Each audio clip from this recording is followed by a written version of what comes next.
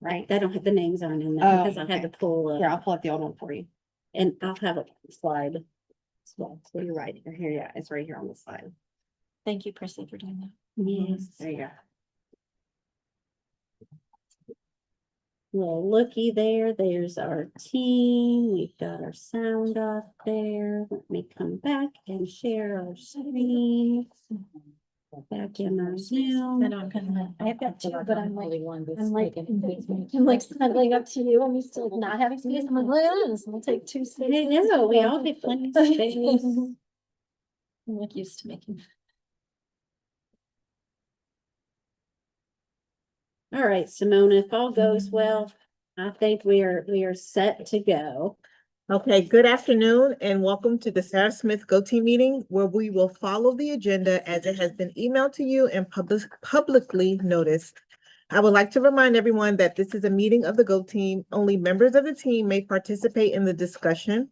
Any members of the public present are here to quietly observe.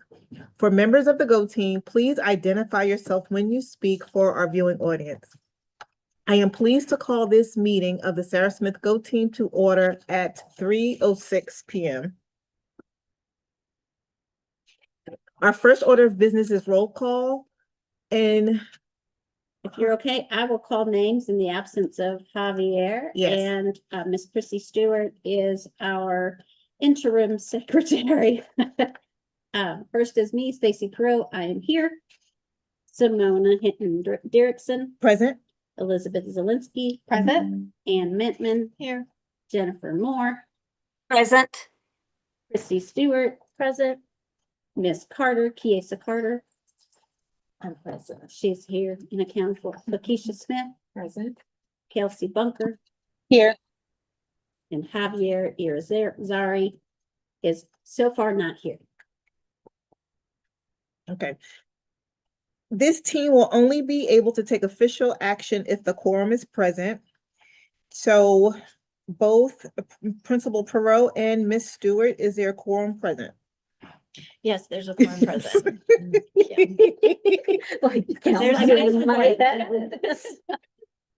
Since there is a quorum present, we can now proceed to the action items on the next page.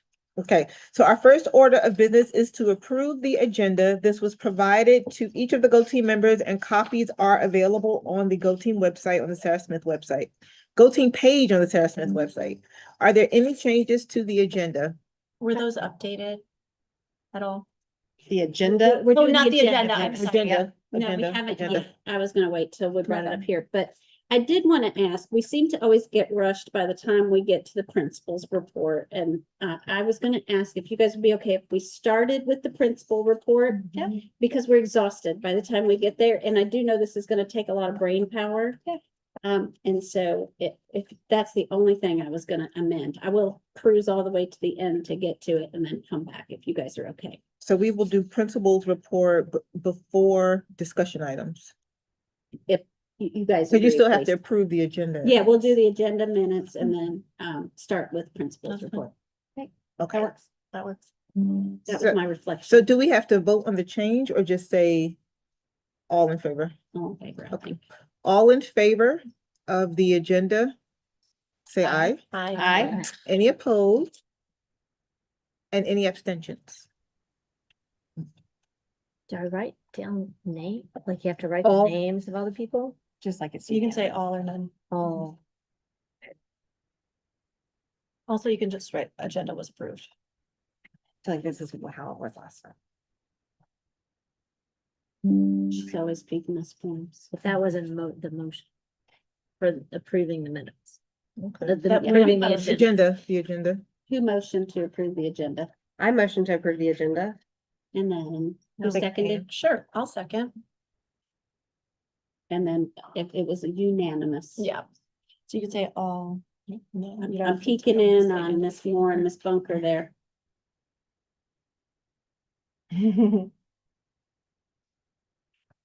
Okay, can we move on to the minutes? Yes, and I'm going into our minutes from our last meeting, and there was an adjustment that was sent. I'm sorry, you go ahead and do that, and I'll slide down, see if I can. We will now review and approve the minutes from our last meeting.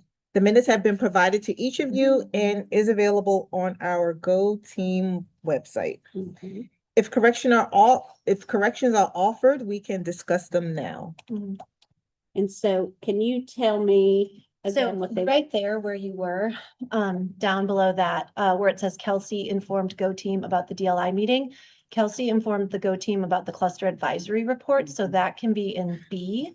And then the DLI meeting, that could be in your principal's report. That's what you discussed along with the change, like the additional, like you kind of informed us like what was going on with your DLI And the advisory committee and the gifted program as well. talent, I think of talent development. Yeah, talent development and what that was. I know this is kind of off, but I'll fix it. Talent Yeah, but as development long as and. the DLI DLI. advisory So put that committee, yeah. advisory. But then, yeah, and then Kelsey with her cluster advisory team report, just with it being the first one that she had. Yeah, I just copied what you put in the, perfect. Thank you. In minutes. notes, and I'll clean that up. We okay with that? Yeah. Anything else? If there are no further corrections, may I have a motion to approve the current minutes from the previous meeting? May I have a motion? I make a motion to approve the minutes from the previous meeting. And a second? I'll second. Lakeisha. Oh, no, No, Anne. she said. Anne has motioned and Lakeisha has second. All in favor? Aye. Aye. Any opposed? And any abstentions? So the previous meeting's minutes with the corrections have been approved. Hey, don't look up there because you're gonna like get sick. Okay. And so now we will change the agenda. No, we have revised the agenda and we will start with the principal's report followed by discussion items. Thank you for that. I looked at it, I was like, they're gonna be so tired by the time I share this. Our data has not changed much because we just met, fairly recent. The one thing I was gonna point out here is that our RPI attendance has dipped slightly below 90%, which we really want to be at 90%. So you should see us doing more pushing for attendance. December and on, we talked about it at our whole child intervention team meeting. Who That took the lead on that kind of pushing? it'll be probably the whole child intervention team, but I know Mr. Champion is really taking the lead on it by establishing at our school a CART. And what the CART is a chronic absentee response team. I think that's all the right letters. It's only mandatory if you're like on the list for attendance. We're not, but we don't like dipping behind that. After we worked so hard last year to improve attendance. So we discussed at the last whole child intervention team meeting that we were going to go ahead and establish it and really start honing in on our babies who are struggling with attendance a little bit more. Does it coincide with like the start of flu season or Oh, yeah. medical? Okay. Yeah. And that, and sometimes it's that cold weather too, where, people are like, I'm not waiting out the bus for in 10-degree weather. So, but it's not terrible, but it tends to get lower throughout the beginning of next semester. So we wanted to jump on it. Just kind of letting you know we're right at 90.9 right now. We finished the year last year there, and so we're worried about dipping. Are there any trends in terms of what grades? Like, is it the babies? Is it the older kids? Is it? If you look, it's right now it's kindergarten and first, but these numbers aren't terrible. But it tends to be kindergartners, just because they catch everything and they're little and mommies keep their babies. Yep. Home. They love them. But when a student comes in with an excused absence, how It is that? still counts against for CCRPI. Okay. So it is, unfortunate with that. All right, I've got Miss Moore and Kelsey, you're kind of hidden down at the bottom of our slide. So if If we don't see you, yell, okay? The next thing I wanted to share is we're really, really, really, really proud. And I did tell Mr. Hudson as well how proud we were to be recognized as literacy leaders and math leaders in the state of Georgia. We are going to be recognized at the December board meeting.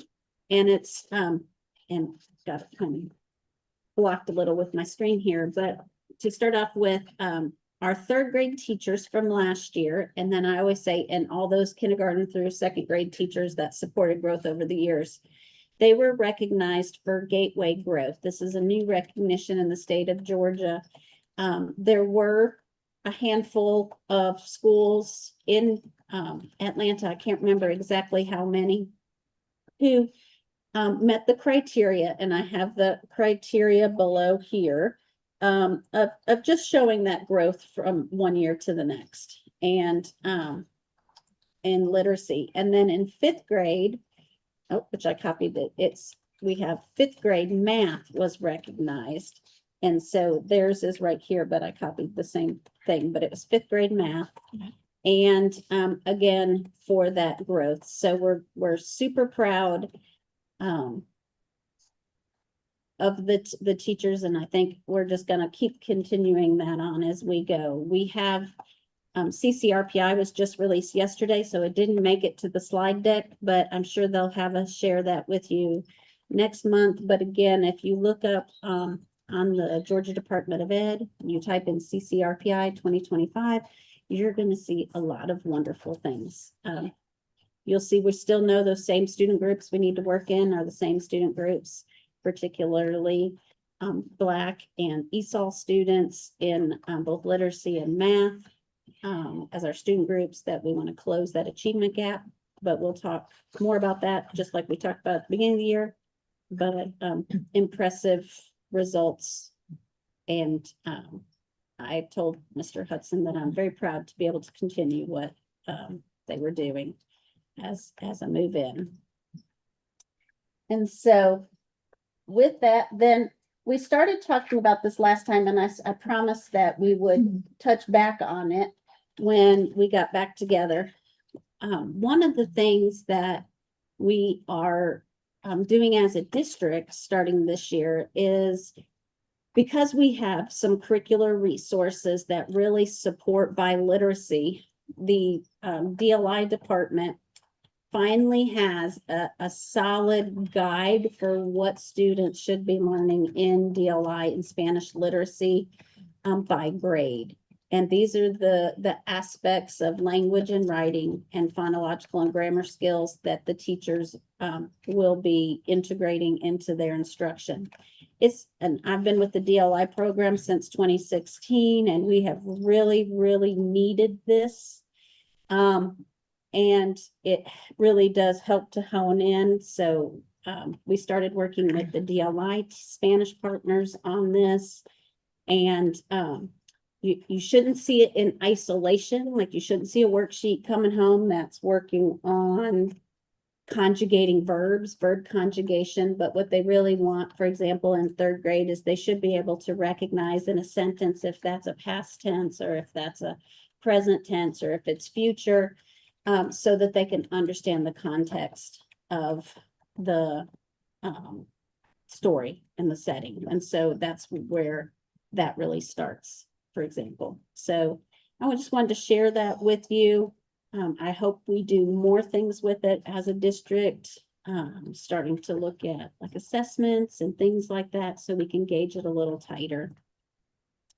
The other thing that you guys had asked is, we added with our leveling fund some additional staff. And you wanted to know some feedback on how that staff is going. We added a bilingual parapro to be able to push in to provide some of that small group support in the DLI classes that we weren't able to provide during math instruction. And then we added an EIP teacher at the primary who's bilingual, who is supporting math EIP there. I took all the teachers' feedback and condensed it, and basically they are saying that they're seeing a big difference in the students and their ability to stay focused, their ability, the teacher's ability to orchestrate their small groups, get them going, be able to address their needs. Anytime it had one of the teachers' names, I took it out and changed it to like the teacher or she, because I didn't want to just like be their evaluation here. But they are very excited to have somebody who can support not just the math, but the language. And in one case, we do have English pushing in, and they've really defined do the math, which is a math intervention for those kids that really focuses on multiplication. And then talking about having somebody who can reteach the math concepts that they can trust. And so this is all here, so you can go through, but I know you, Yeah. Simona, had asked that. And so do you have any specific questions that I can answer after all their feedback? No, I'm glad to see that the teachers appreciate this additional support. I guess I'm just always wondering, with 25-ish kids in a class and 2 persons, is that 2 groups of 10 or groups of people who need support and then still independent groups who can work by themselves? Yes, Okay, the second case, typically. Every now and then you might have them divide up and take half and half a class. We call that parallel teaching. But the majority of the time, what we're targeting is having one teacher who can address reteaching whatever they're working on, and then another teacher who might be able to, and one of them talks about being able to extend, because they have found that they haven't been able to extend for some of their higher kids. So they're letting that person do that, and then keeping the kids who are struggling to themselves. In the other case, if you know, that you should have seen at your conferences, if you haven't, let me know, the superstar skills that we identified with the skills that students in math from the previous grade still needed to master. The EIP teachers, whether they're in DLI or on the traditional side, should be pulling those kids, working on those skills that they're still lacking. We did an assessment. We identified 5 superstar skills from the previous year that we felt under numerical reasoning would make a huge impact in this current grade. And so we're focusing this semester on addressing those areas. Then we'll retest them with little quizzes to see who's mastered them. And then next semester, about February, we'll start assessing 5 skills they identified from this current grade for next year's grade, so that by the end of the year, if they could master those 10 skills, then we feel like even if they haven't mastered anything in math, they're set up for more success in the following grade. And so we're super excited. It was a new endeavor this year. It was collaborative with vertical math teams. And so in those cases, they're working on those skills.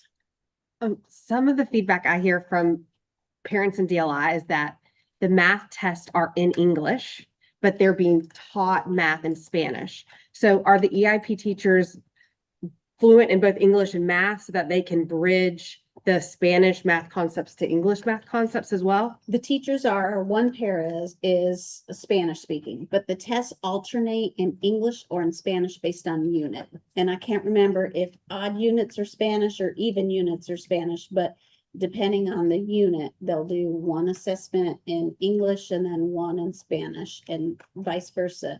And so, and then we've worked with the English partners who should be doing language vocabulary reinforcement to kind of bridge those languages, the vocabulary. So like if they're learning 10s and 1s on the Spanish side, they say nas y unidades, and then when they go over to the English side, they should have something where they're practicing the vocabulary. We're using a resource called Visual Non-Glossary to make sure that they have a resource that does it. So yes, they can. We have heard in 5th grade, particularly our language learners are the newcomers who haven't been here as long, are struggling on the English assessments when they alternate them. So we are coming up with a plan. I just was talking with the math coach about giving them the opportunity to retest, which would mean the teacher would have to translate it because the district's just providing it in the one language right now. But, you know, I was just thinking like, I wonder if we should have like a cutoff, like if you're this proficiency or that proficiency, which language you can do it in, for our language learners. But for now, we're alternating like the district has directed. But even what is the rationale for the district doing that? Because it seems like if they're taking, for the example you've given, they have now the dual burden of language and showing math proficiency, which they may never show if they can't get over the hurdle of language. And then so they're not being accurately reflected in terms of talent. Which is one of the reasons why they decided to do this, because we know they're being tested on the milestones Yeah. in English. And so we wanted to be able to have data to show if they're being taught in one. It also lets us know maybe in the grades where that transfer isn't happening, so that we can boost that up with the English partner, because that should always be happening. And so this is the first year they've done it this way. And I'm anxious to see how the results play out. The only grade where I've heard it be a concern is with our newcomers in 5th grade. And because their language hasn't had enough time to develop on the English side.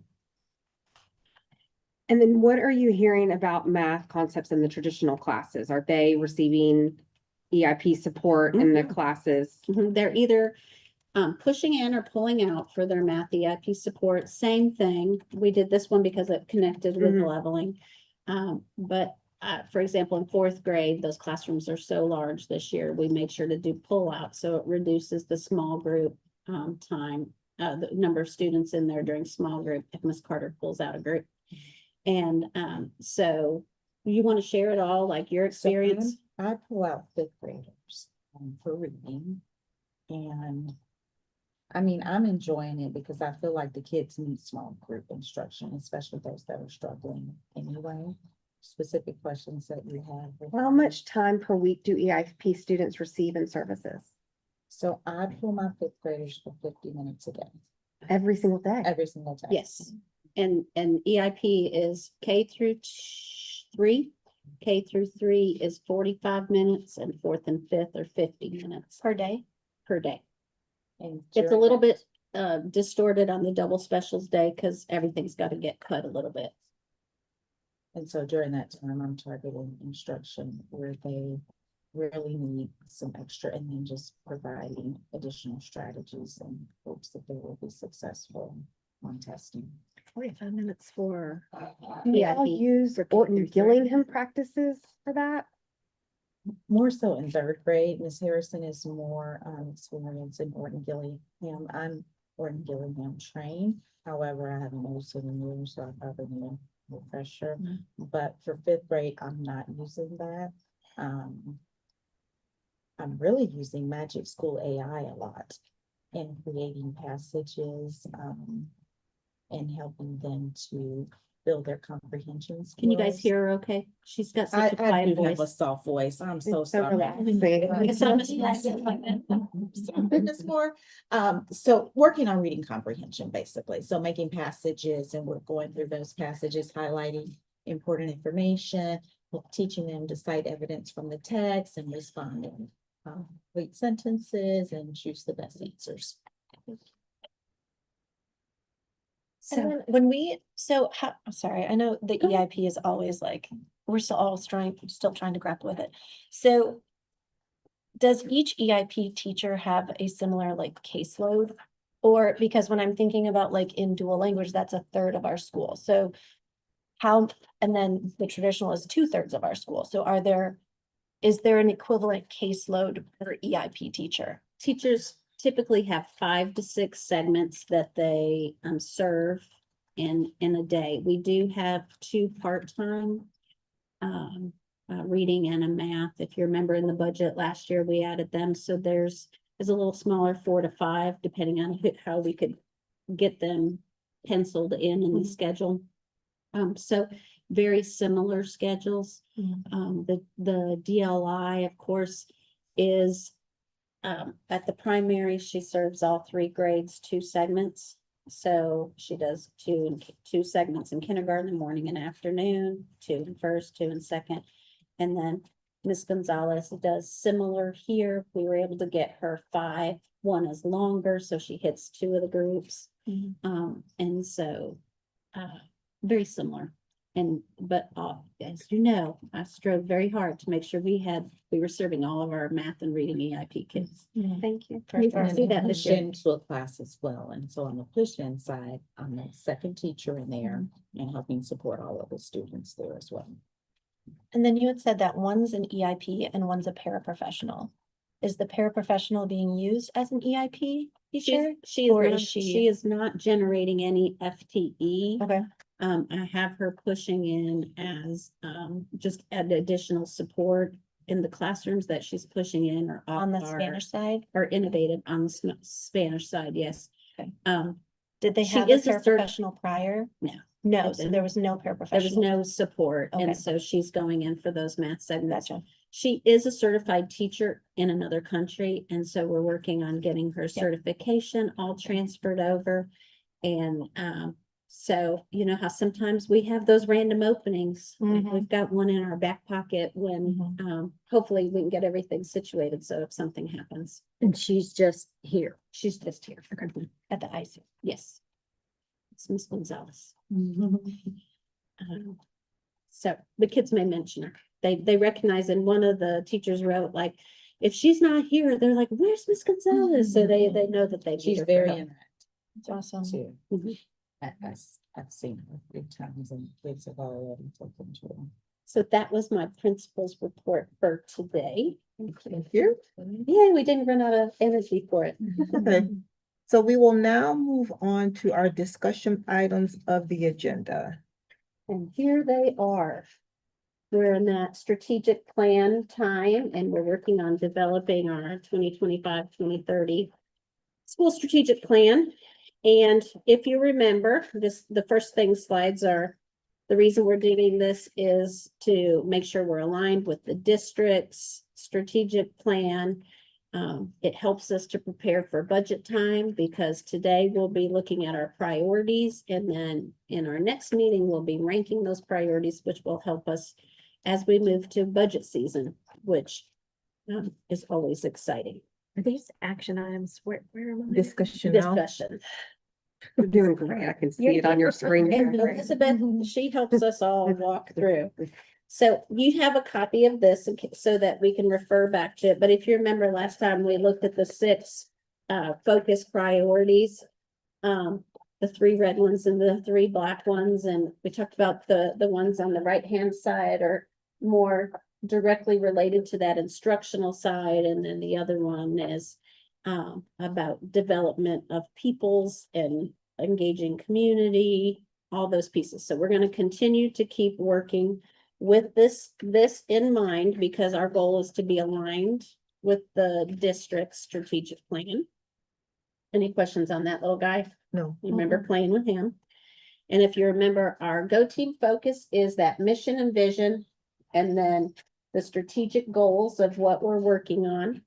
And then we're going to come up with our focus areas and objectives. So our last time we met, we started looking at our mission and vision, and we confirmed our goals. We're going to refresh that, especially because you gave me the task, and I made Kiesa do it with me, to get feedback from our kiddos on our mission and vision.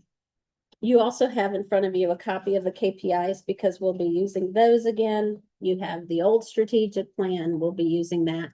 And then I did a bigger version of the thank you. priorities so we can see them. And I labeled them by A, B, C, D, E, F, G, H, I, so that if we don't want to say the whole thing, we can name it by the letter. So it's there. So we'll be using those tools as we go through this. This is what we came up with last time. And remember, we were kind of playing around with how we could have IB on there. So I stuck the little That's cute. IB World logo on there. And then we had come up with, I'm gonna put this up here.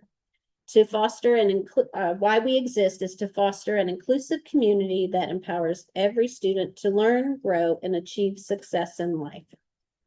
The fourth and fifth graders, I kept them on the announcements one day, Miss Carter and I did, and I shared with them our old mission and vision. I shared with them what we'd come up with.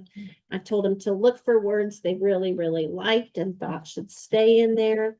And to give us feedback on what they thought it should be. And so I loved that you guys suggested doing that. And so they wanted to make sure that when we say who we are, that we say we are Sarah Smith superstars, because it that. represents our attitude and our mascot, which I love that they went to the two.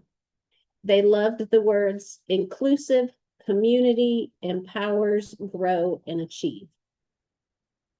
Some expressed concern with the word foster, given that like foster child, you know, it's funny because you know that what there pops in. And so some suggestions they came up with were to continue an inclusive community, to continue the legacy of an inclusive community, to level up to an inclusive community. Somebody's a gamer. And then a separate thing was to change, achieve success in life to succeed in life, to learn, grow, and succeed in life. That's great. I like that. I like the editing of that last one. That makes me so happy. Like, it's like, she's like changing from passive to active. I love that. And so, given their feedback, what do we feel like we want to do here? I can see what they're saying about foster. I wrote something and I'll share it and then maybe we can add or Okay, take away. So it's an inclusive community empowering every student to learn, grow, and succeed in life. Yeah. Because they said to add I like succeed in life. Adds, yeah, to make it more active. So I'll read that again. An inclusive community, so we're taking away the foster. So we exist as and exclusive, yep. Empowering every student to learn, grow, and succeed in life. Simple. So how do we, I think they how do you- can understand. the superstar? oh, We are just here, Sarah we just Smith put it, we superstars. just put it up here. Or as an inclusive superstar community, empowering. Yeah, there you go. Here's our superstar. Last team has to come. Yeah, superstars. Could you make it small enough to be? Yeah, I can. We're super. Well, I was gonna say, could you make it the I in Smith, the IB? Could you make it small enough to make it the I and, Or is that too small? Make it small, Elizabeth. I don't know. You don't have to. No, it's- I do like that. That's cute. Yeah. Oh, you mean like the little side. They don't know when I'm gonna be marketing. That's not really out there. Oh, I can't wait to show them. Yeah, I like that. Oh, we can't top that. Are there? Can we be like, do we put like an exclamation point after superstars? Yeah. Or I like a that. period at the end in It's life? like an exclamation mark. Yeah. All All right, we're done. Oh. No, I'm kidding. We gotta do all that other work. We exist as an inclusive community, Yes. empowering every student to learn, grow, and succeed. Yeah. I love it. Mm-hmm. Just leave it to the babes. They know how Yeah, they to know make how. it happen. And so I'll start introducing this. Once I think technically we'll go through an approval process. But at that point, then we'll start going through that.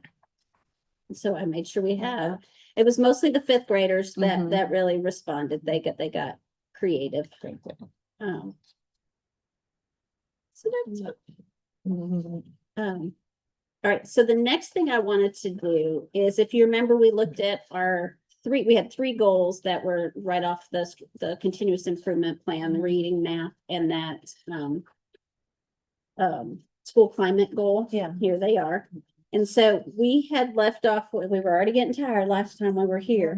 And I said I would work on wordsmithing this fourth one because we had picked the key performance indicators for staff engagement, family engagement, and those student and staff relationships, basically engagement as a whole. And so I took and just made it that Sarah Smith will improve staff engagement. And I put the current family engagement and positive student staff relationships, the percentages by 5% during the 25-26 school year. A couple of them are kind of ambitious, but rather than setting a separate goal for each, because when you come down, then when I did the 2031, I just pulled what they had already gauged as our 2030 for that. Does that fit what we discussed last time as our fourth goal? Yeah, Are we good with that? yeah. And can you clarify again what that, what surveys that belongs to, just so I can. This staff engagement, and I think it indicates on here to help us, the staff engagement comes, it doesn't say on here, but it comes from our Gallup survey, which the teachers do. We call it our best friend survey because it always asks the question, do you have a best friend at work? And I always tell teachers, I will be your best friend. Everyone has. Everyone's got a best friend, which is weird, you know? Some people are like, I go to work, not to have a best friend, but the research does show that if you have somebody at work that you can go to, you're more likely to be engaged. Which is just one of the many questions they ask. The next one, the student and staff relationships, that's off of the school climate survey that our 3rd, 4th, and 5th grade students take. This year, it comes out, I believe, I can't remember if it's in December or January, but we'll probably do it after we come back in January. Okay. They just took a survey. Yeah, Yeah, it's not that one. Okay, got it. is that the one for families though? The one? And the one that we have posted, if you came to the luncheon, the one that we have posted is the family engagement one. That's currently at 77.8.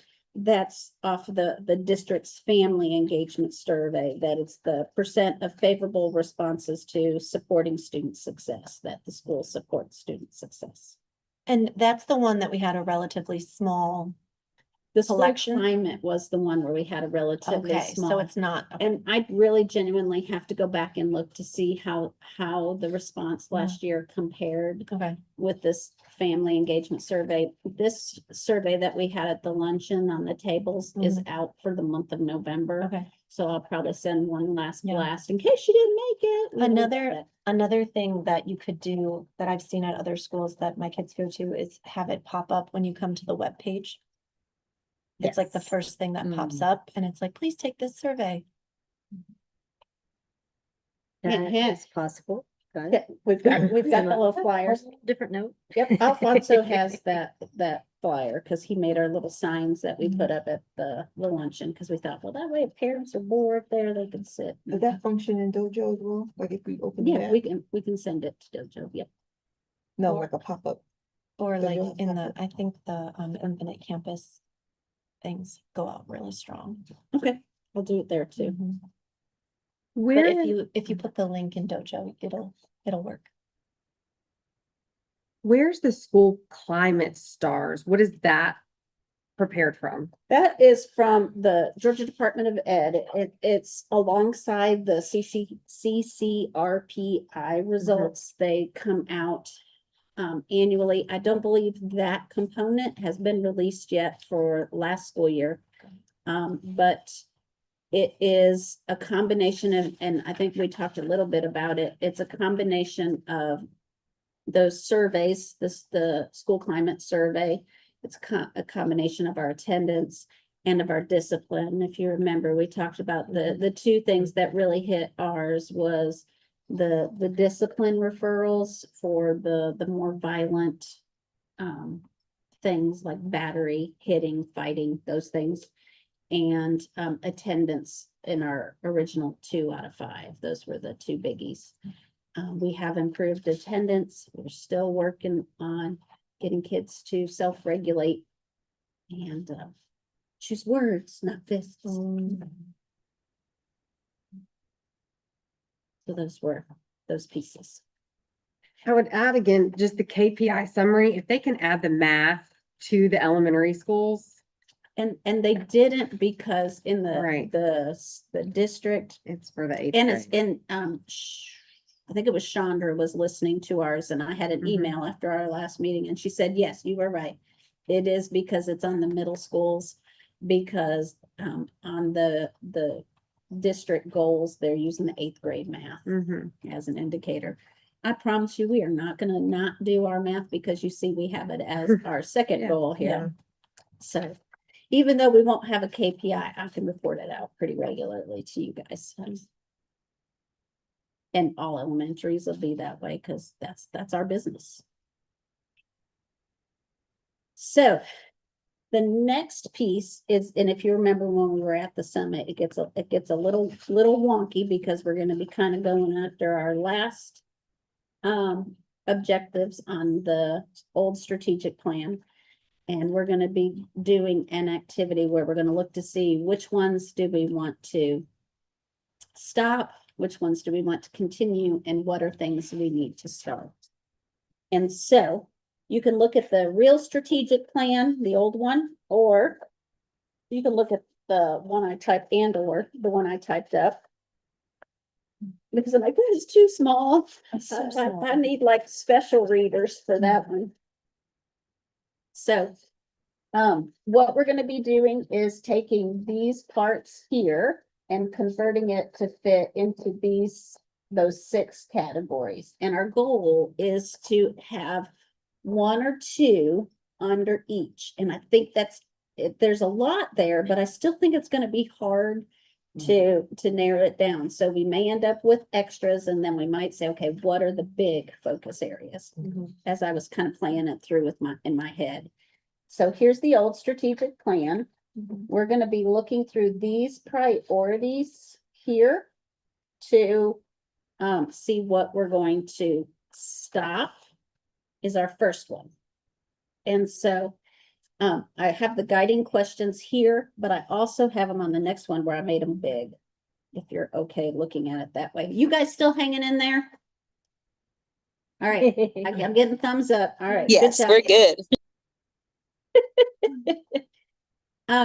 And so the guidance from Travis, if you remember, Travis Norvell showing us is he wants us to look at these current priorities and what current priorities or activities are not having the needed impact and should be stopped.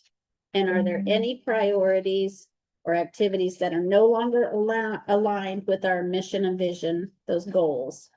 And he said to think about what has been working. Has it been completed or never started? And if your goals for 2030 are bigger than what you've achieved so far, then what must you do differently going forward?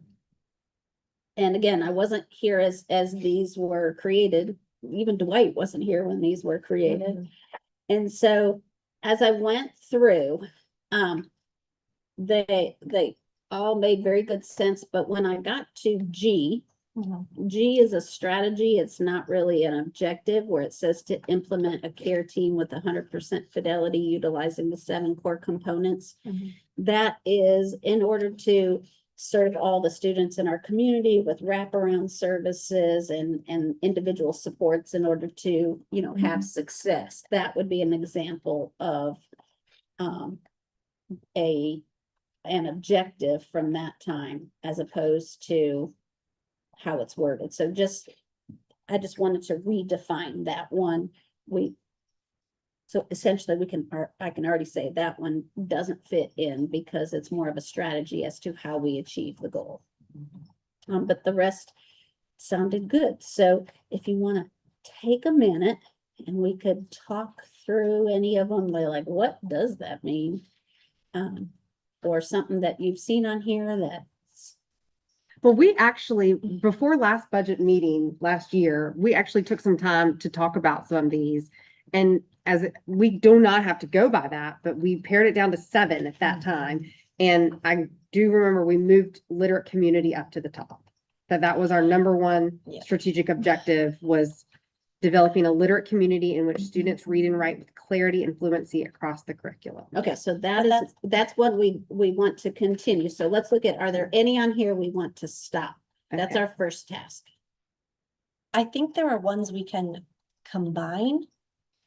I think we could, like, my thing, okay, guys, remember, I talk things out. This talk. Okay, so my thing with our current objectives are, there's a lot of jargon, it sounds lovely and beautiful, and I just want us to get better at math, get better at reading, get better at our MTSS systems, get better at STEAM. So, like, I don't want us to say that, but I would like it to pare down to the least room for wiggle, so that we know exactly what our strategic objectives are without all this jargon around it.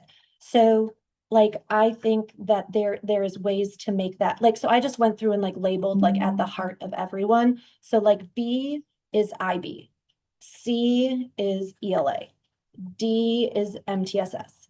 E and F, I think we can combine and talk about STEAM. So science, technology, engineering, art, math, and then we can talk about like music, or, you know, however we want to make that work.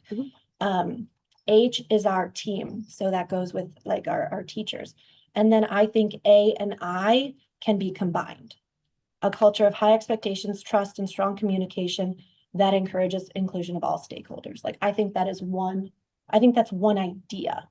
And then I went through and just kind of pared it down with like just language, but at the heart, I think identifying the heart of each of these are our strategic objectives, like, and at their core, it's exactly what we want, like IB, ELA, MTSS, you know, science, technology, but I don't see anything particular for math.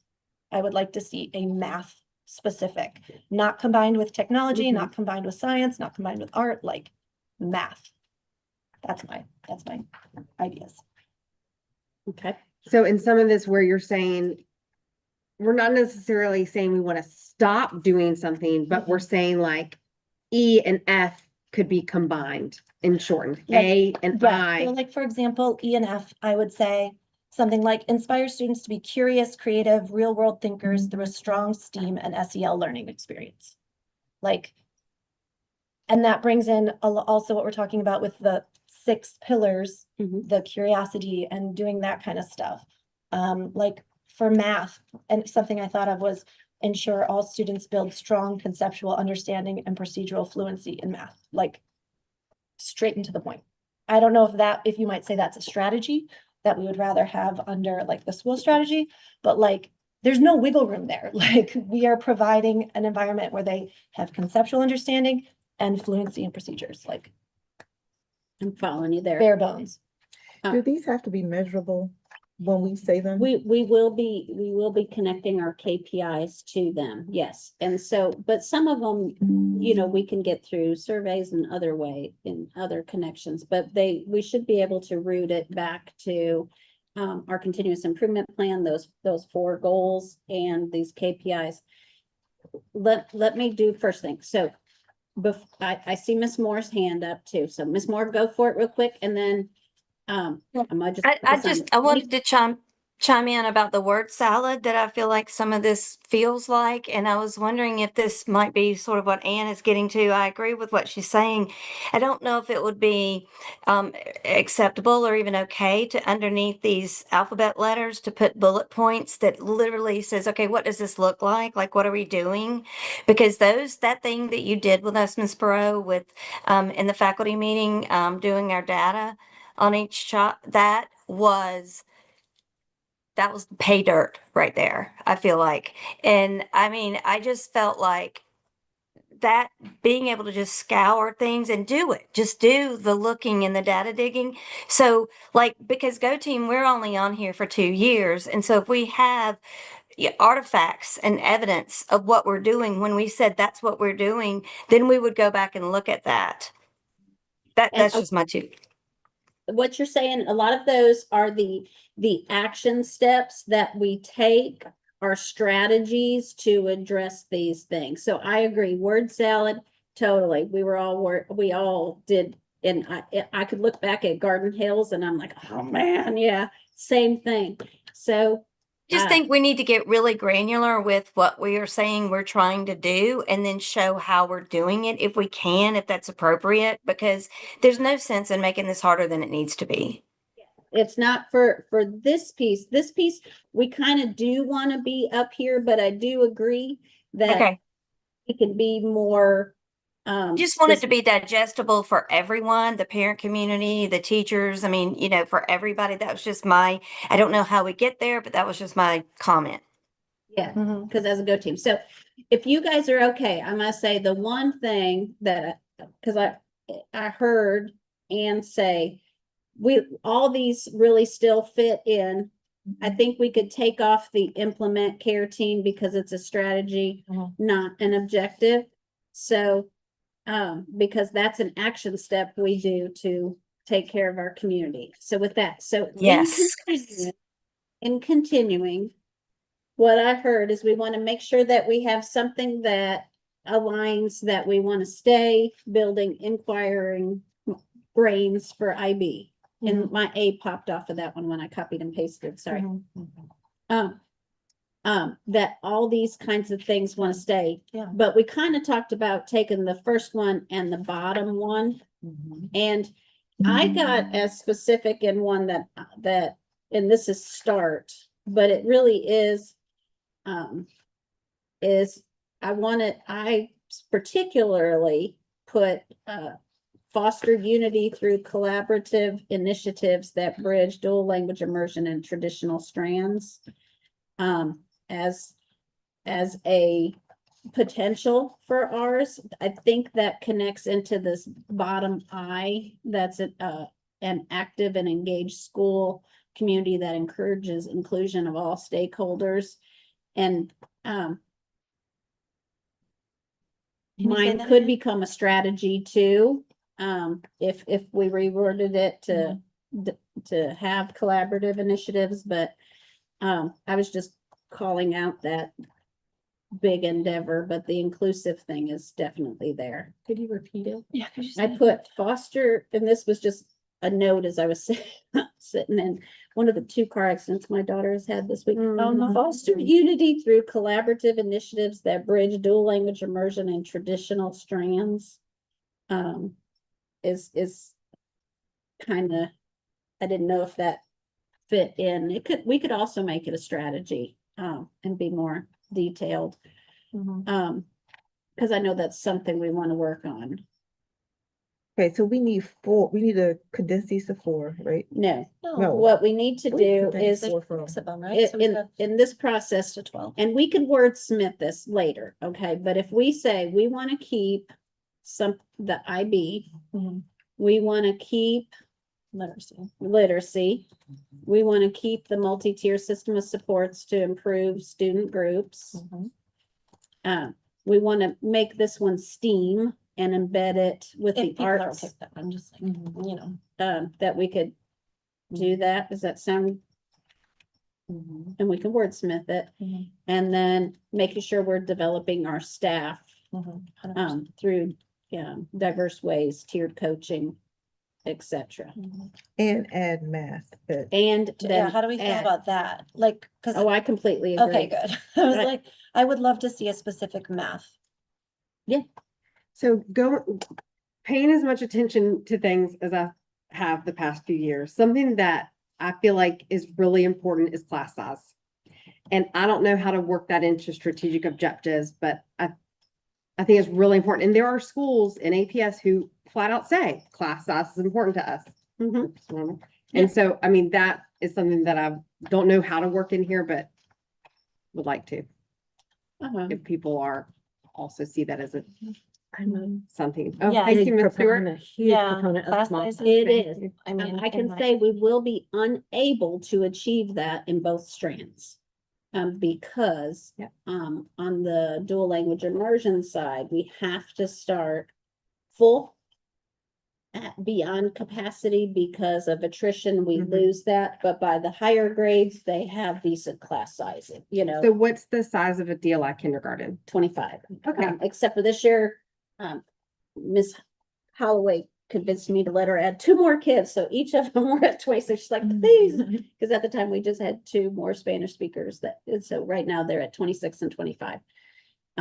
And so, and then, you know, over time, those numbers reduce, to where like in 4th grade, they have 24 in each right now.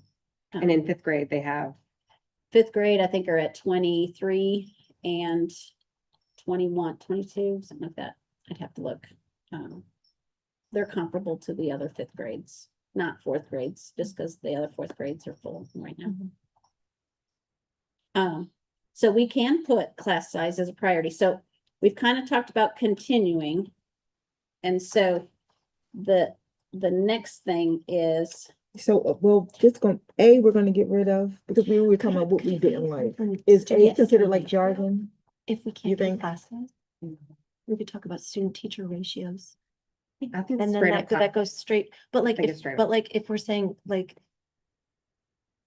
student teacher ratio would Like- do it. we can't, yeah, like what I'm saying is if we can't do class size, if it's not going to.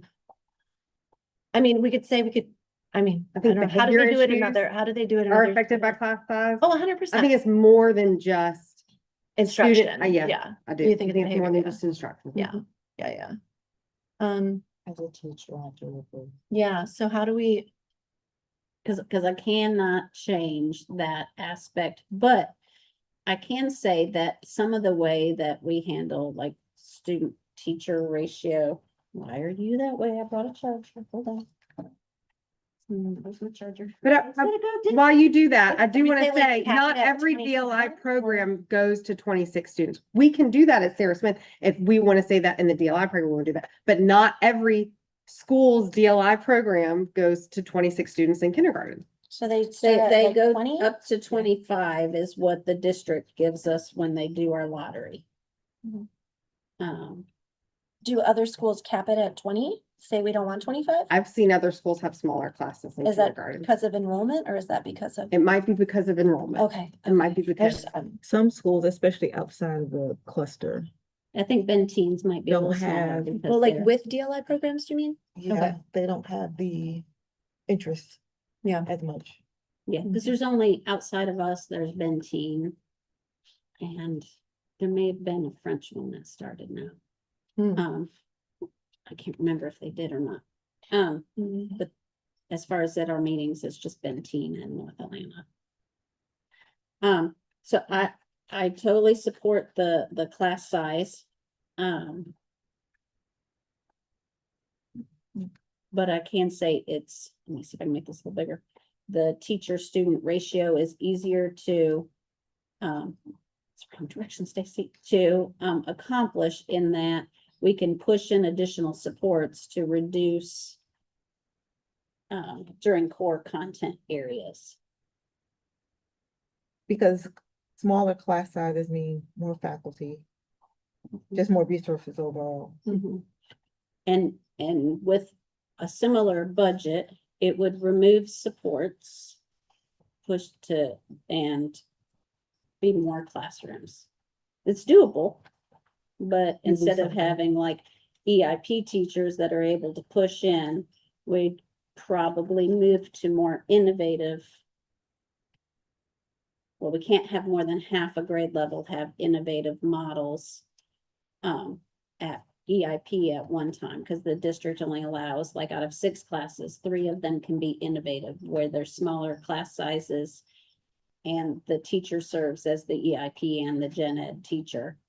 The other classrooms would have to have some supports, but I'd have less people to do it with smaller class sizes. So what is the cap? So like, let's say a class has 29, like how far will it get pushed? Like if there's a class with 29, 30, 31, I 32? wouldn't go up that high. 33? Mm, Okay. No, I So, mean- so do we have a cap? Do we have our? the district has waivers for that. Honestly, we try to keep them 26 or lower.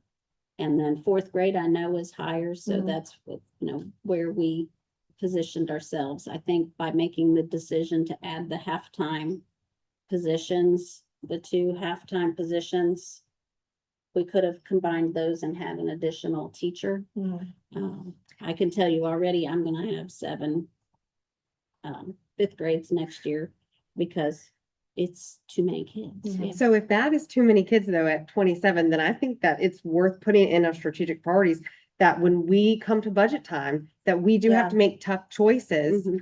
around that. I mean, Mhm. I think recognizing it as a it's challenge, Mhm. to me, I think that like, Yeah, Somebody's so gonna like, where lose. would this? Yeah, because I'm Mhm. thinking about the resources. This- and this- the support, yeah. Mhm. but I think, look at all the, like, there are a lot of ways we can get creative with our budget. Mhm. There really are. I think.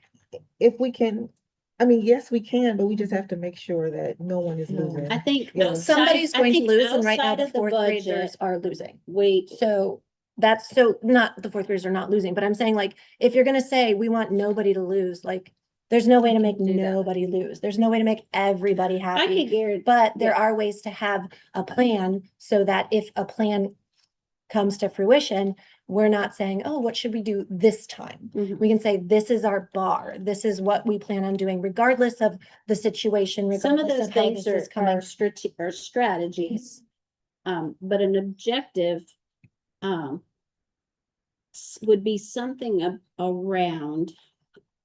And I need to work on some wordsmithing with that Mhm. one, is ensuring, sufficient supports to address student needs while maintaining something like lower Yes. You're on the class, right smaller track. class sizes, you know, Yeah. something like that, like would be, Mhm. Yeah, maybe going Just into that ensuring that the support efficacy, skill- teacher Mhm. efficacy and. Becky Pruitt. Because I think both are important. yeah, Mhm. The class sizes All and sorts of- support, because Mhm. our kids they've definitely limited those a lot of what we can do. Yeah. Our budget will look different next year because I mean, because we'll have more students who have qualified for gifted on the October FTE and who will have qualified for EIP. And that will change the amount of money we have to allocate next year. But then, okay, say Mhm. using gifted can only go to gifted. That's not true. No, Mm-mm. we You get can our spread them around? funding, Yeah, when we yeah, do it's our school Mhm. success funding formula. The money for all of the different groups gets put into a big pot. And then we allocate that based on the needs in our Mhm. building. And if you're saying that As long your as we DLR can classes provide. will never get bigger than 20. Yeah.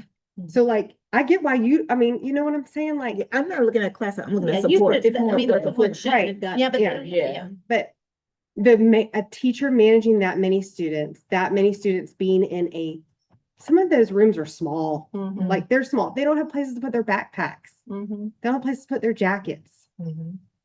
You know, I mean, So, But I'm also passionate about supports I'm Well, seeing what- how I there's think of students how- stuck in this range of developing. They haven't moved. There's a population that has not moved in the 4 years I've Yeah. been here. So it's back to basics though, right? Back to basics of I mean, I think I agree with you that those are the things we have to develop. Yeah. But right now, I think that we're on the right track, and I think that having class sizes be a priority is one of the basics to me. And I think also looking at the data that shows that Spanish taught students in the DLI program are outperforming traditional students that are not taught in Spanish. That data has to be relevant too, because those students in the traditional classrooms that are getting up to 27, 28 students that are trying to learn, that are doing what they need to do, they're also not making the movement forward. So you gotta look at all and the again, we're talking data about and the one grade entire. right now. Well, And- I and- mean, the and I'm not data looking you showed us at the very first meeting was overwhelmingly students taught math and Spanish are outperforming the traditional sections. Mhm. So at that bare, like, that is the data that's out there. So while I appreciate the additional support, there is 2/3 of our population that is saying, okay, we But have we these also extra know things, that so we gotta make sure that everything's when we being look at that data publicized. by student group, the student group that's outperforming, as we're talking about the white students Mhm. in DLI are outperforming the the whole of traditional classes when we looked at it, because we know that our ESOL student group is underperforming all of those student groups. So it's not all students, unfortunately, yet that are outperforming or performing at a level of expectation. I think we can do something with this class size, because I agree. I would have reprioritized based on numbers, an additional teacher in fourth to be able to, and we just have to divide those responsibilities differently on the traditional side. So I think something that does a balance of having the supports, but maintaining reasonable class sizes. It's most definitely. And I leaned in on, you don't have to worry about that because I'm here, but you guys are used to, we don't know you're gonna be here. And so Yeah. we have to make sure that we address that. So I think something along those lines. So what did you guys feel about, and I can't remember how I said, I got 2 words down. You said it pretty. Yeah, say it again. Ensure. I don't know, I said something about sufficient supports. Without. Well, so I feel like the support goes along with with what you're talking about in D. And then I feel like class size could go along with teacher efficacy and ability to like teach, right? So the supports are I in, really think no? H goes along with teacher development. Okay, so not so much Because implementation. remember, we're gonna come and we're gonna categorize them under, Yeah, okay, so these. teacher development, okay, I And was looking at so- community. And then, so D would be like the support, okay. So maybe having something. Ensure sufficient support. I don't remember what you said. I know, Roll back the tape. I know, somebody, it was something about ensure sufficient supports for student success while maintaining. Did you say reasonable?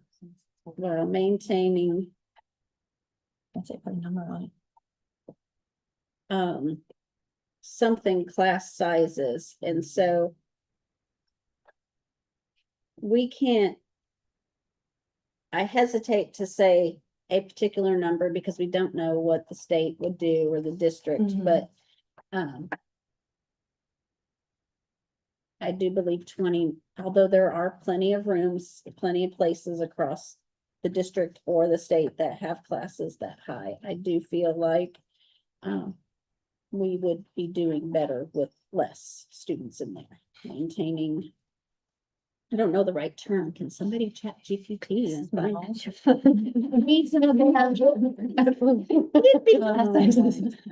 For what is it that we want? So yeah, What did you say about supports? You said, ensure sufficient supports for all students' success while maintaining reasonable class sizes, but reasonable is not the right word.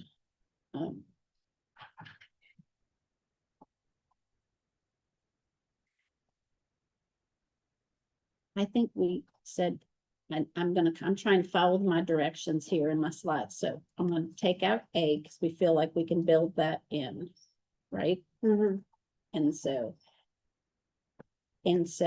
this cultivate a global learning community that cohesively aligns our school systems and resources with the IB curriculum and supports our diverse population. Yes, When we wordsmith that, we but I can like wo- it. It's we can wordsmith it. What I see when I do this, and here's what I do when we get ready for budget, is before we rank them, I go in and I put the things that I believe would align with, and I know some of you watched my Go Team meetings before, but when we go to rank, I'm gonna bring our priorities, but I'm also gonna put in there in this would include an IB coordinator. This would include IB professional learning. This would include ESOL teacher, these kinds of things fall under here. And so that you guys can kind of see when we're prioritizing what would fall underneath that priority. But so for this, as we're looking, we talked about wordsmithing that. So what we wrote in February was align our IB curriculum to support our diverse population through academics, the arts, and social emotional learning. So I'm not sure, I mean, we don't have to do that. Just, I remember we spent a lot of time on that. And then the one that is, and then we talked about rigorous curriculum with like math, science, and technology, but we had talked about today just doing a math focused one, which I think makes sense. So I don't know Math if we is want to say here. like align a, So Or- what if we said something? Are we, oh, wait, which one are we doing now? What's up in the Well, I class was size? just trying to get the ones which ones stay. Yeah, You can take out G. Yeah, you You're can gonna take out G. And we combine, did you take out A to just say we're I combining took it out with A I? and Yeah, we combine it. yeah. Um, And then, yeah, why not? Why would because I what do it says to do next, okay, once we know kind of what stays, we can wordsmith it. Mhm. But then it says to come in and to align it in here Mhm. to see where our gaps are, and then to look back at our KPIs to Mhm. identify where our gaps are. And so the reason why I had it, so you guys could look at them on the sheet, is because it kind of tells us which things kind of fit under each area. So if we had them on the school strategic plan, if they were under fostering academic excellence, which was, I think, the yellow, whatever the top one is, then that typically aligns to we are strengthening our instructional core, or we are sparking student curiosity. Mhm. And so we could go ahead and plug those in, even if we want to wordsmith them, Mhm. to see where we don't have our Mhm. priorities. So, for example, if I'm looking where we put them off. So this one we know is, did we change the wording in February, Elizabeth, on the IB one you said? Because it didn't make it to the strategic plan. no, we wrote align our IB curriculum to support our diverse population through academics, the arts, and social emotional learning. Because we spent a lot of time talking about how IB is inclusive of everything we do at school. Align our IB curriculum to, say it one more time. Support our diverse population through academics, Hang on, the art, go ahead. and social emotional learning. How come those we didn't make it? I don't know. Align our IB to support, oh, good Lord, I'm so special here. I would have had. to Align our put in IB the curriculum to support, New one, I guess. Diverse learners. You have to read it again. Wait, align our IB curriculum to support our diverse population through academics, the arts, and social emotional learning. I'm just gonna put that for now. Yeah, till I get there. perfect. All right, so as I look at this one, that one connects to me under spark student curiosity, Mhm. because it's all about IB. Yeah. Yep. So control C, and I'm gonna come down here. And I'm gonna put it under, which one is, here it is, I found it. All right. Yep. And then if we come back to the one we were playing with, is, okay, develop a literate community in which students read and write with clarity and fluency across the curriculum. That's our That's instructional what core. Wordy, you guys, Yeah. we can super re- wordy. we can reword them. I've got, yeah, Right now. just Like Instead grab of it something, instructional and then we core. can always- yeah. Gummit, you cut it. I did. You weren't supposed to see me do that, but then I lost it. Dadgummit, I've got it here. Develop a letter community. Copy. Come in here. Strengthening your instructional core. Where'd the other one go? I did it in the wrong one. I did it in the wrong one. Too many slides. Control B. There we go. All right, coming back. Embed a data-driven multi-tier system of support to improve all subgroup performance in math and ELA. It seems like that could be caring for every child and instructional core. And maybe shared. And so responsibility. that would have been on the old one, it would have been on building a culture of student support. And so they recommend that it would go under we are caring for every child. So I'm gonna plug that one there Yeah, that's great. on the correct one. Right? And then the next one is offer a rigorous curriculum with enhanced focus on the integration and application of math, science, and technology. Did you guys change that wording? No. Okay. That to me is instructional core, Yeah. or it could be Sparking sparking curiosity. I think if we do a specific math one, then that could be sparking curiosity, but if we work math specifically into that, or we want to have 3 in instructional core, then we can do that, but either one works.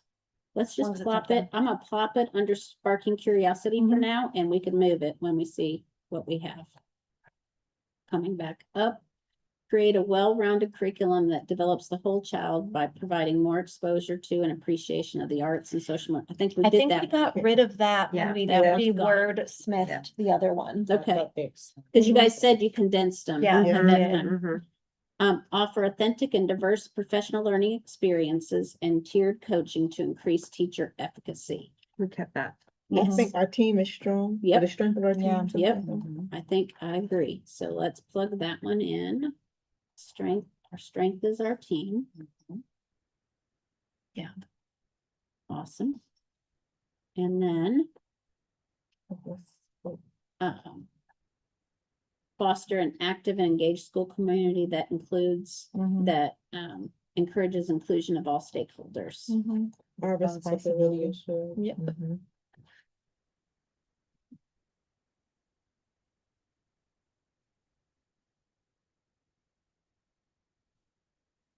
All right. I'm watching. Okay, so we've taken the ones we had and we have plugged them in for now. I'm gonna just go to Travis's advice for as we get.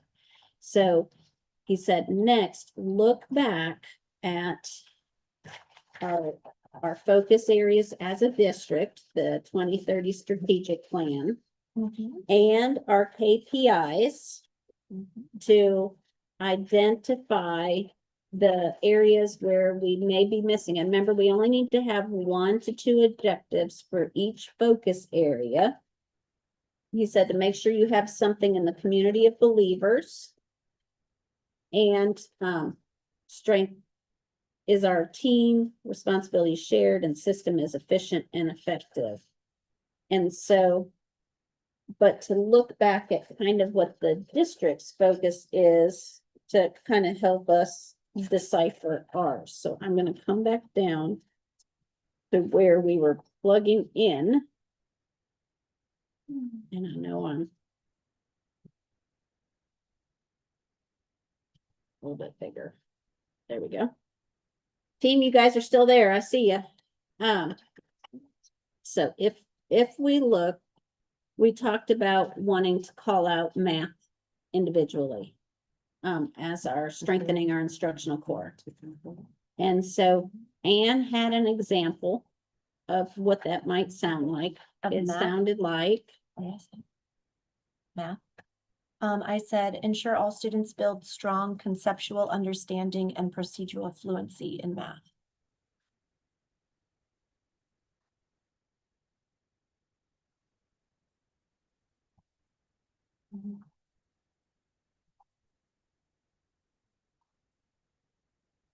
Lord, it's so hard to type when you guys are all watching me. And procedure. We won't see.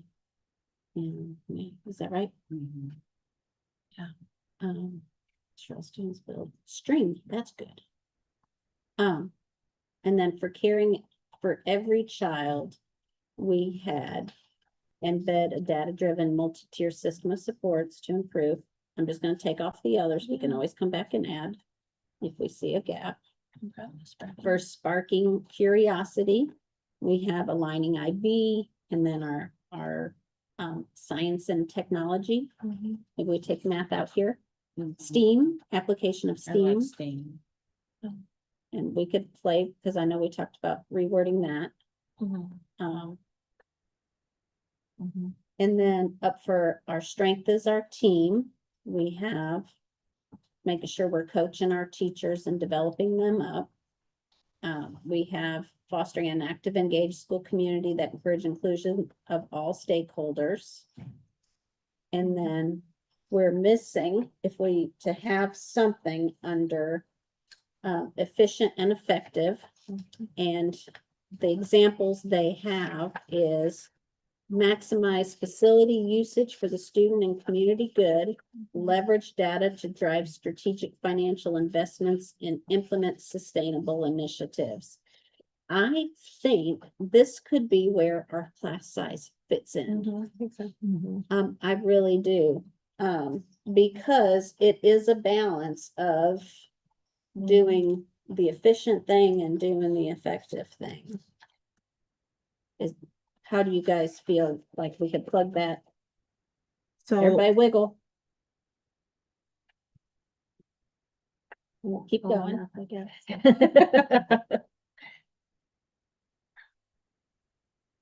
Keep going. What were you gonna say, Simone? optimize class size to maximize learning outcomes, sustain reasonable class sizes, Say that optimize one again. optimize class sizes to maximize learning outcomes. But we're not putting supports in this because that's in, What if we Karen, said say it something again. about, Class sizes and supports. to maximize learning outcomes. That's what. that yeah, one. I like how that, I mhm. mean, what do you think? If we want to put something in there, we could also say something along the lines of like keeping class sizes small enough for teachers to support every student efficiently and effectively. So optimize class sizes and supports to max, I don't know. Optimize class sizes and supports Yeah. to allow, I want to combine that, to allow teachers to Support every student efficiently and support effectively. every student. You want to say allow teachers or staff? I don't think you need to say efficiently and effectively. Because Because it's already already in there. Yeah, I was like, But kind of to allow redundant. staff, to support every student. Yeah. Kinda combine the two. To allow staff to. Would somebody support let every Ms. Buchanan in? Do we want to, okay, so just looking at our KPIs, they have enrollment on here.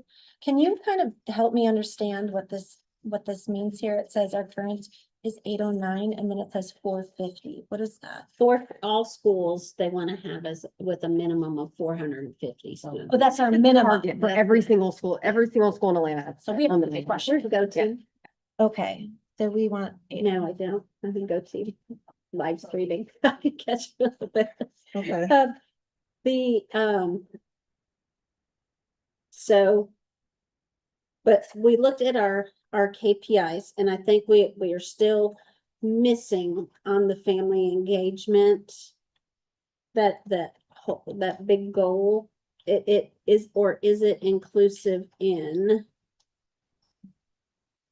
No, we have it, foster an active and engaged school community that encourage inclusion of all stakeholders. There's something in the chat. Would that be your?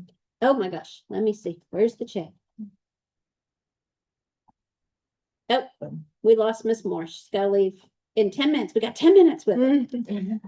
Okay, what other items do we have to have these fully revised today, or is that the December meeting? No, because in the December meeting, we'll be prioritizing them. And so we can work on wordsmithing them Mhm. before we prioritize.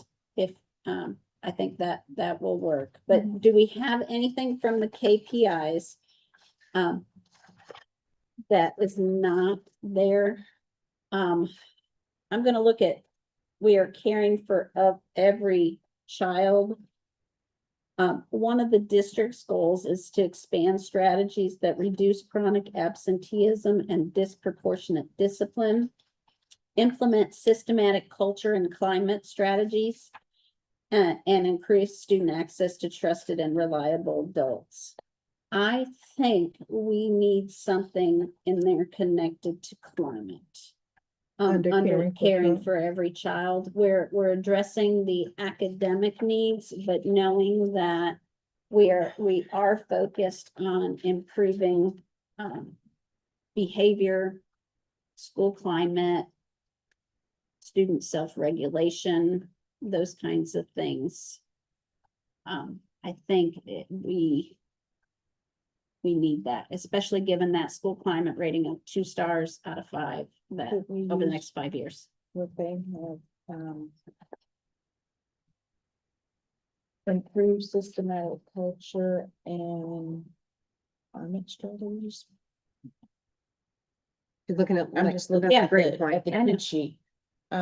Improve systematic culture and climate strategies. I don't know, if we're gonna use climate strategies, but I like the improve culture systems. Improve.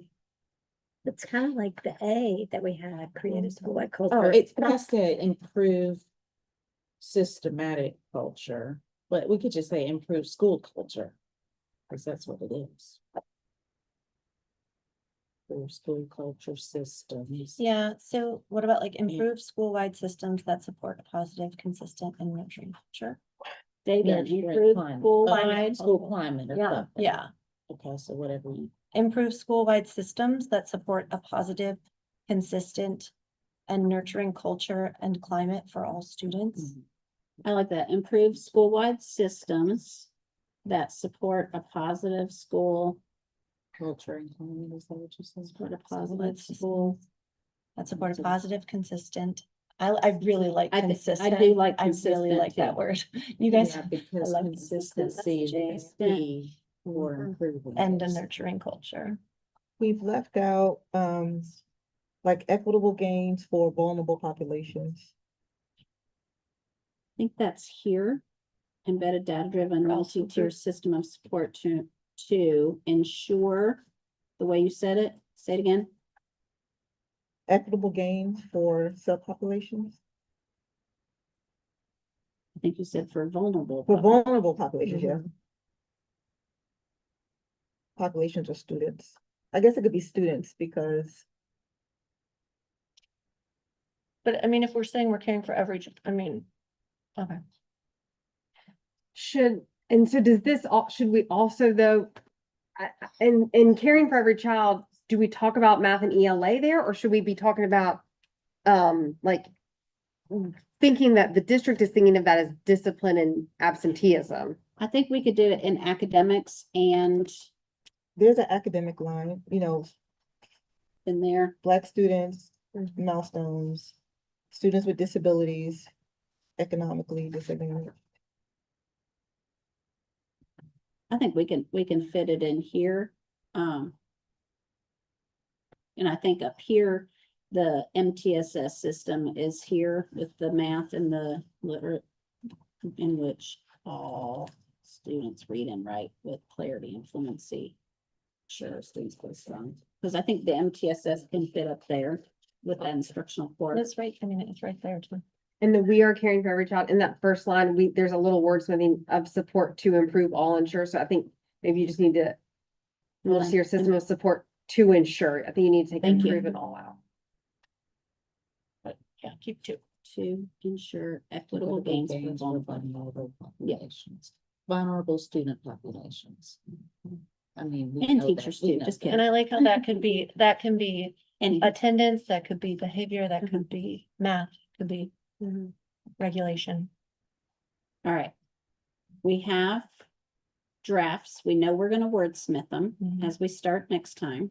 Can we do Can we those? add it, culture and climate? Yes, I think I've missed a word, because I switched to the other. A squirrel came by. There, Can you add me to the folder and we wordsmith them between now and they're December? in the folder. No, these new, Everything. oh, you're everything typing right it in on it. them. Yeah, Yep, yeah, okay. right in it. And so the PDF I sent of you guys was a draft, and then this, so this is in there. I'm gonna change the background on this one so you can find it. I could see, I got it so small. And then just to clarify, for each of these, so for like, let's say it's getting back to basics 1.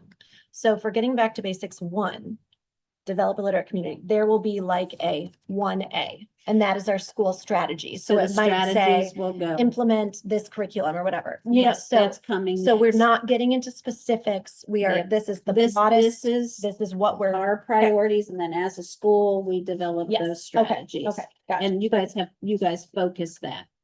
So can I make the executive decision to go to the next section of the agenda? Yes. Okay. If you're good, I And- think we've got a good draft. And the, Aren't you glad we skipped, we started with principal court? and so and then we will work on those in our spare time and come back with suggestions for. The wordsmith. and- Yeah. So now we will move to, and thank you for everybody's patience. And civility and cooperativity. Okay, so now we'll move on to, nope, we did informational items. Do we have public comment? We do not. Okay, thank you. The only other thing was the comprehensive long-range facilities plan. They had some dates that they plugged into, for sessions, but I think we're in a good shape with that. Yeah. Okay, I just wanted to share that. and then are there any announcements? Okay, so we have reached the end of our agenda. Is there any additional business? Please no. No, okay. If there's no additional business, our meeting is adjourned. Nope, We need- we need a motion to adjourn the meeting, please.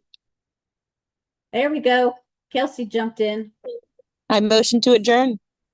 And a second, I second, Kelsey this is Ann. and Ann. All in favor? Aye. Opposed? Nay, no, I'm joking.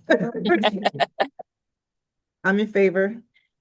And the meeting is adjourned at 4:37. Yeah. Thank you. Woo! It wasn't, I mean, that was hard work. Kelsey, thank you for joining us while you're driving. I hope you have a safe trip. Sorry, no, I was muted. Thank you. We will. I appreciate it. No problem. Thank you for your, Absolutely. made it by 4:40. I'm going to stop this, then I'm gonna stop live streaming. No, we didn't do cluster reports. I take that. There, out. we had done it before last Yeah. time, Okay. so I. No, they don't I'm go still each looking time. for